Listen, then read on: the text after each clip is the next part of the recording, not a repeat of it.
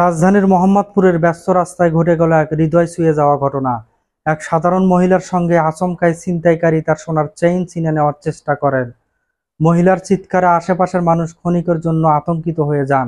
সেই সময় ঘটনাস্থলে পৌঁছান মোহাম্মদপুরের এক সাহসী ট্রাফিক পুলিশ। তার দ্রুত সিদ্ধান্ত ও তৎপর পদক্ষেপের ফলে ছিনতাইকারীকে আটক করা হয়। পুলিশ কর্মকর্তা শুধু মহিলার মালামাল ফেরত দেননি, বরং তাকে মানসিক সান্ত্বনা দিয়ে পরিস্থিতি শান্ত করেন।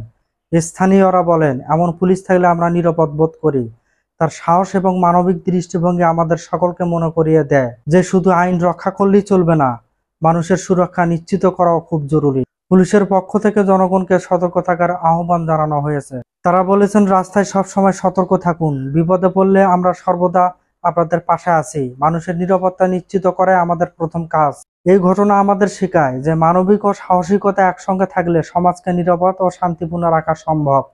এক ব্যক্তির তৎপরতা কেবল একজনের ক্ষতি রোধ করেনি, বরং সমাজে মানবিকতার একটি উজ্জ্বল দৃষ্টান্ত স্থাপন করেছে।